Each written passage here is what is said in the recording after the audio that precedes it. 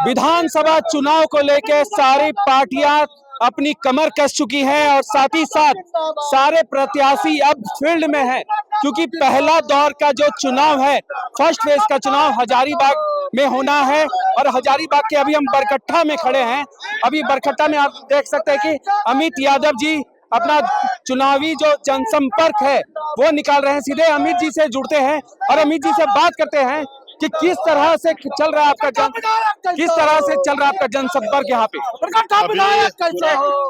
चुनाव के समय सुबह उठिए 5 बजे, तैयार होइए 6 बजे से क्षेत्र निकलिए और दिन भर जनसंपर्क के बाद रात को 10-11 बजे क्षेत्र से वापस आना, सभी जनता के बीच जाना, सभी लोगों से भारतीय जनता पार्टी के पक्ष में वोट मांगने के लिए अपील करना, ये दैनिक कार्य है। अभी हम लोग का जो चल रहा प्रारंभ हुआ है और 31 जब प्रचार का समय प्रारंभ होगा तो माइक वाइक जो सब है चुनाव आचार संहिता के निमित्त जो भी आते हैं उसके साथ हम लोग की चुनाव प्रचार जोर शोर से और तैयारी से चालू होगा।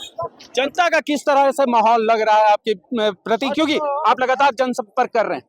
ये क्षेत्र में आप हमारे साथ घूम रहे हैं तो आपको पता चलता होगा दिन भर में कि लोगों को क्या रुख है, लोगों का क्या रुख है हम लोग के प्रति।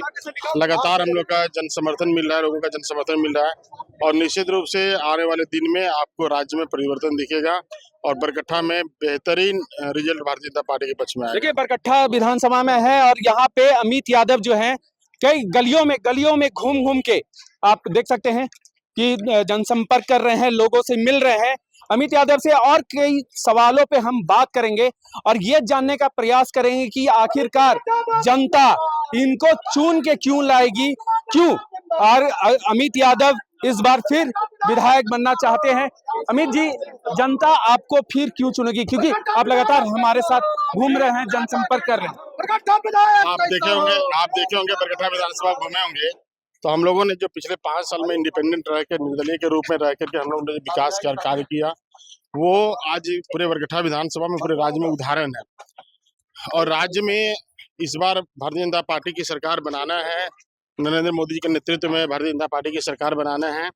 तो ऐसे स्थिति में भारतीय जनता पार्टी का एक सीट बहुत ही महत्वपूर्ण हम लोग के लिए है और इस बार भारतीय जनता पार्टी की अगर सरकार बनती है तो राज्य में जो युवा हमारे ठगे जा रहे हैं, युवाओं की नौकरी नहीं हो पा रही है। यहाँ पे महिलाओं को इस बार महिलाओं को मजाक का पात्र बनाया गया। मैया योजना के तहत 1000 रुपया कहकर अभी भी बहुत मामूली सी लोगों को मिल रहा है मैया योजना का लाभ।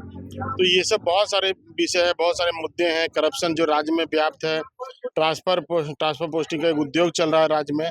तो ये सब बहुत सारे मामले हैं, मुद्दों को लेकर के हम लोग जनता के बीच जा रहे हैं और राज्य में एक बेहतरीन सरकार बने, भारतीय जनता पार्टी बेहतरीन सरकार बने, इसकी हम अपील कर रहे हैं। अमित जी, कुछ ऐसे मुद्दे जो आपके जहन में हो जो 5 साल में पूरा नहीं हो पाया, कुछ ऐसा कोई मुद्दा और है बचा हुआ जो आने वाले, यानी आप विधायक अगर बन गए तो उसके बाद उसको पूरा करें?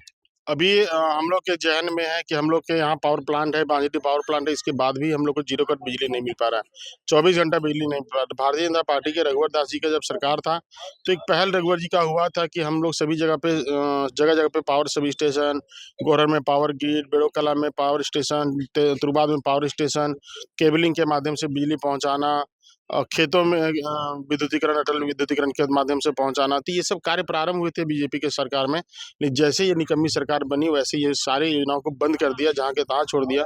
तो हम लोग की सरकार, अगर भारतीय जनता पार्टी की सरकार बनती तो पहला फोकस जीरो कट बिजली हम लोग सबको दे और हमारे क्षेत्र में एक ऐसा उद्योग लगे जहाँ पे 10-15 हज़ार लोगों का रोजगार मिले, हमारे क्षेत्र के लोगों को प्रवासी नहीं होना पड़े, प्रदेश में जाकर नौकरी नहीं करना पड़े।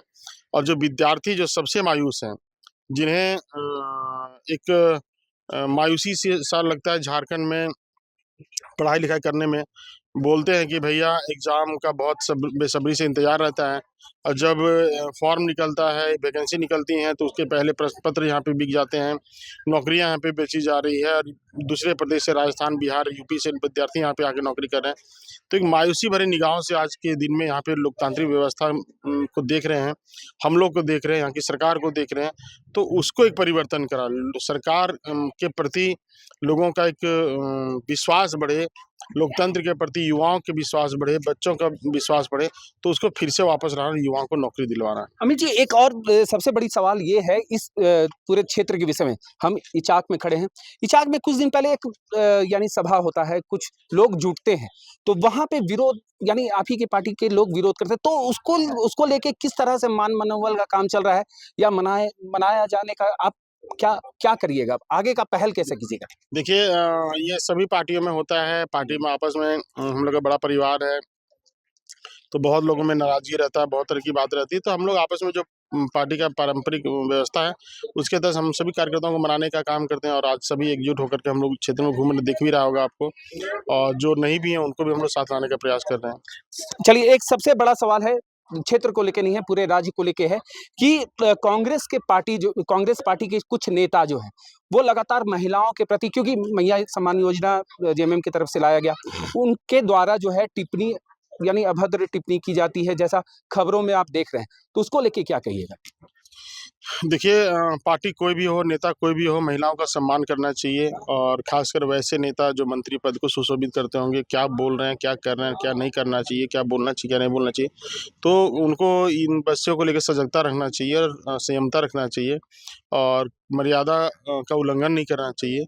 और ये मतलब अपना सिर्फ टीआरपी बढ़ाने के लिए हमेशा मतलब गलत उलट-सलट, उल्टा-पुल्टा बयानबाजी करना और उनको न्यूज़ में बने रहना और मतलब ये सब अनर्गल बातों करके एक सुर्खियाँ बटोरना का उनका एक काम है और मैं इनका खंडन करता हूँ और मैं उनसे आग्रह भी करता हूँ उनसे कि आइंदा से इस प्रकार से लैंग्वेज का प्रयोग करने से पहले सोचा करें और सार्वजनिक रूप से सीता सोरेन जी से हो या फिर झारखंड की कोई भी महिला हो, उनसे उनको माफ़ी मांगना चाहिए। चलिए, ये अमित जी थे। आप देख सकते हैं कि कई यहाँ पे लगातार विधानसभा में, अपने बरकट्टा विधानसभा में जनसंपर्क कर रहे हैं और लोगों से मिल रहे हैं और सीधे इनसे हमारी बात हुई, एक्सक्लूसिव बातचीत आज द फॉलोअप के साथ हुई अमित यादव जी की। अब देखने की बात यह होगी 13 तारीख को यहाँ जब मतदान लोग करेंगे तो इनको किस तरह से चुन के सामने लाएंगे।